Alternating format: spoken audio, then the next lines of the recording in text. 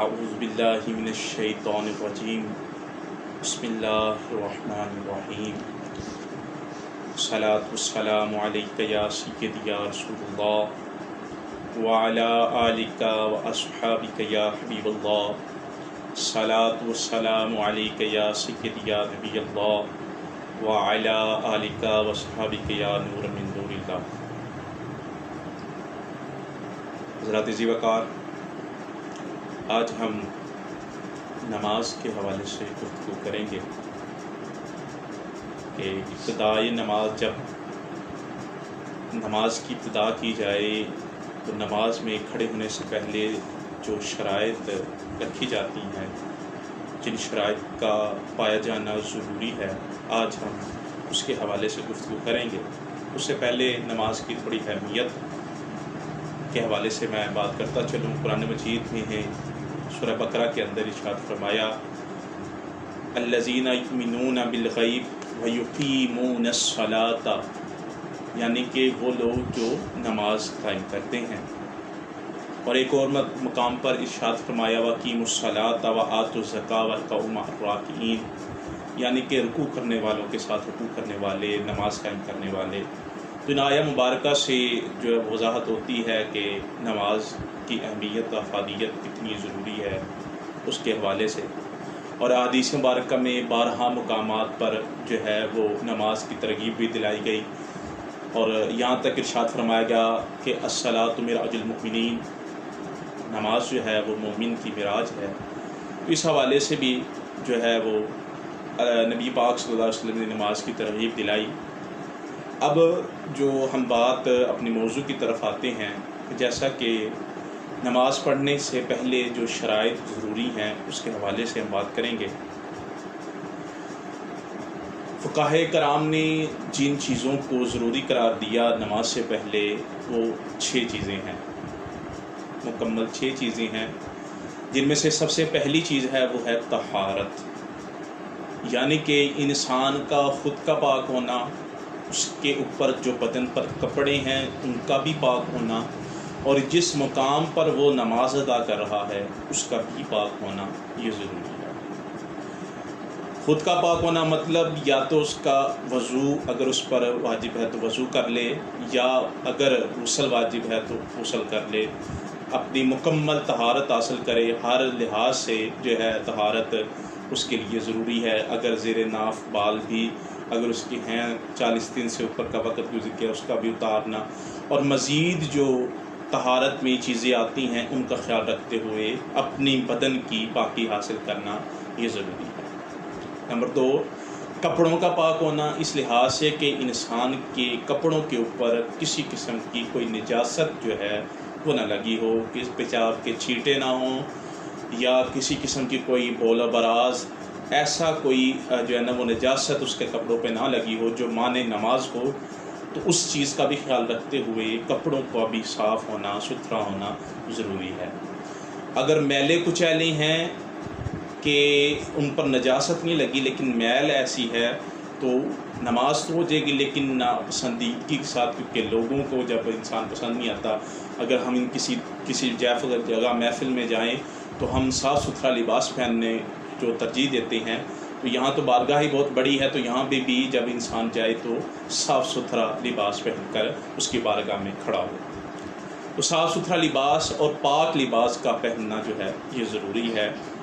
Number 3 جو طہارت میں آتی ہے وہ ہے جگہ کا پاک ہونا، یعنی کہ اگر مسجد کے علاوہ، مسجد تو اللہ کا شکر ہے کہ وہ پاک اور صاف ہوتی ہے، لیکن پھر بھی اگر مسجد کے علاوہ اگر کسی جگہ پر وہ نماز پڑھ رہا ہے تو اس جگہ کا وہ معائنہ کرے کہ وہ پاک ہے یا نہیں، اس چیز کا اچھے طریقے سے معائنہ کرے، اور جس جگہ پہ وہ نماز پڑھ رہا ہے اس کو پاک اور صاف خود بھی کر لے۔ تو یہ پہلا جو شرط ہے، اگر یہ پہلی شرط مکمل نہیں ہوگی تو نماز بھی نہیں ہوگی، تو لہٰذا پہلی شرط جو طہارت کی ہے اس کا پایا جانا ضروری ہے۔ نمبر 2، ستر عورت کا ہونا، یعنی کہ انسان کا اپنے جسم کو چھپانا، کپڑوں کے ذریعے یا کسی چادر کے ذریعے، یا کوئی ایسا جو ہے نا وہ کپڑا کہ جس کے ذریعے سے انسان اپنا جسم جو ہے وہ چھپا لے، اس کا بھی چھپانا جو ہے وہ ضروری ہے. اسے ستر عورت کہتے ہیں. عورت کا مطلب ہوتا ہے شرمگاہ یعنی کہ چھپانے والی چیز. تو لہٰذا انسان کی جو شرمگاہ ہے یا اس کا جو سطر ہے وہ ہے ناف سے لے کر گھٹنوں کے نیچے تک. ان حصوں کو ڈھانپنا اشد ضروری ہے. انسان جو ہے وہ کسی دوست یا کسی بھائی کو بھی یہ بامر مجبوری کے علاوہ اپنا سطر کسی کو دکھا نہیں سکتا. تو لہٰذا اس چیز کو ڈھانپنا ضروری ہے. نماز میں تو بدرجہ اولا اس کا ڈھانپنا جو ہے وہ اشد ضروری ہے. تو لہٰذا ممکن اگر یہ چیزیں تو ڈھانپنا ضروری ہیں، اور اگر ہو سکے، چونکہ آج کا وہ دور نہیں ہے کہ ہر انسان کے پاس کپڑا میسر نہیں ہے. آج کے دور میں ہر انسان کے پاس جو ہے وہ لباس موجود ہے. تو لہٰذا پورے جسم کا ڈھانپنا جو ہے وہ ضروری ہے. اب یہاں سے میں ایک چھوٹا سا نکتہ بھی عرض کرتا چلوں کہ بعض لوگ پوچھتے ہیں جی کہ انسان جو ہے وہ پینٹ شرٹ کے اندر کیا نماز ہو جاتی ہے؟ نماز ہو جاتی ہے، اس میں کوئی کسی قسم کی قباحت نہیں. لیکن اگر کسی شخص نے یا کسی عورت نے یا مرد نے ایسا لباس پہنا ہے جس کی وجہ سے اس کے محاسن یعنی جسم کے اعضاء واضح طور پر نظر آئیں، تو ایسی صورت میں جو ہے نماز جو ہے مکروہ ہو جائے گی، ناپسندیدہ عمل کہلوائے گا، اور نماز جو ہے اس کے اندر کراہت واقع ہو جائے گی. تو لہٰذا ایسی اگر کسی نے کوئی لباس پہنا ہے جس کے اندر عورت ہے یا مرد ہے، اس کے محاسن جو ہیں وہ صاف ظاہر ہو رہے ہیں اور ستر عورت کا بالکل خیال نہیں رکھا جا رہا، تو ایسی صورت میں جو ہے وہ بھی نماز میں جو ہے وہ کراہت پیدا ہو جائے گی. تو لہٰذا ایسی پینٹ شرٹ جو بالکل جسم کے ساتھ اٹیچ ہو اور اس میں صاف اور واضح طور پر محاسن نظر آئیں، اس سے بھی گریز کرنا چاہیے. نمبر 3، تیسری جو شرط ہے وہ ہے قبلہ رخ ہونا. کہ جب بھی کوئی انسان نماز کے لیے کھڑا ہو تو اس کا قبلہ رخ ہونا، یعنی کہ قبلہ کی طرف اس کا رخ کرنا، یہ اشد ضروری ہے. اگر اس کا رخ قبلہ کی طرف نہیں ہوگا تو اس کی نماز بھی جو ہے وہ نہیں ہو پائے گی. ہو سکتا ہے جب انسان نماز مسجد میں پڑھتا ہے تو وہ تو ٹھیک ہے، وہاں پہ محراب ہوگا تو اس کی وجہ سے ہمیں پتہ چل جائے گا کہ قبلہ جو ہے وہ اس طرف ہے. لیکن بعض مقامات پر ایسا ہے کہ گھر میں ہو جائیں یا کہیں ایسے مقام پر جہاں پر پتہ نہیں چلتا کہ قبلہ کس طرف ہے، تو وہاں پر سوچ بچار کرنا ضروری ہے. اگر انسان بنا سوچ بچار کیے کہ قبلہ کس طرف ہے انسان کسی بھی رخ میں جو ہے وہ منہ کر کے نماز پڑھے گا تو اس کی نماز نہیں ہوگی. ہاں جو ہے نا سوچ بچار کر کے یا کسی سے پوچھ کے جب انسان قبلے کا تعین کر لے گا، اگر وہ قبلہ نہیں بھی ہوگا تو پھر اس کی نماز ہو جائے گی. لیکن پہلے سوچ بچار کرنا ضروری ہے.